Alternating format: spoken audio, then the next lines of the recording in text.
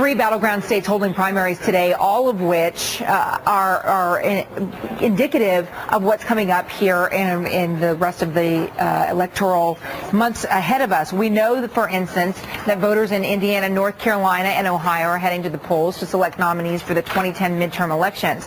Doug Heye joins me now. He's a communications director for the Republican National Committee. What I'm stumbling about and grasping for here is that there's a movement underfoot, Doug, that has to do with incumbents. Which races are you looking at to predict what might happen come November with booting incumbents from office? Well, you know, we're not going to see a lot of that in these 3 states that you mentioned. It certainly appears. In Indiana, Evan Bayh is retiring.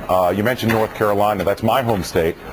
Senator Richard Burr is in a very good position because, as you mentioned earlier, people are going to the polls today. But in North Carolina, Democrats really aren't going to the polls. I'll give you one example. Davidson County, which is the barbecue capital of the world, not far from my home, is the home county of Cal Cunningham. He's the DSCC appointed candidate.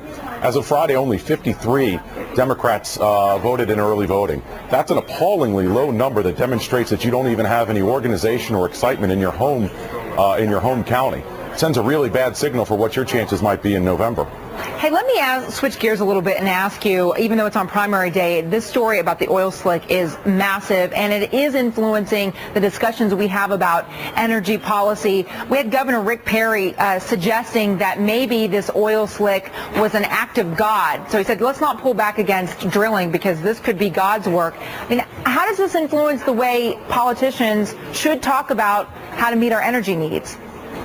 Well, I know Governor Perry also said that we shouldn't rush to judgment on that in the Dallas Morning News. But an act of God? I mean, Doug, come on, an act of God? Well, I think he's talking about how that's used in legislation and contractual law.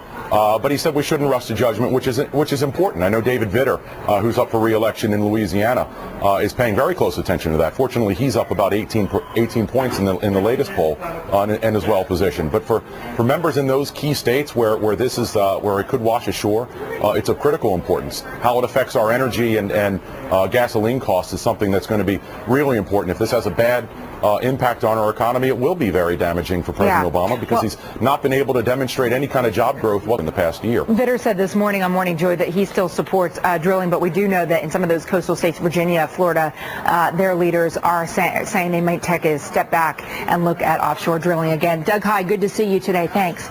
Always. Thank you.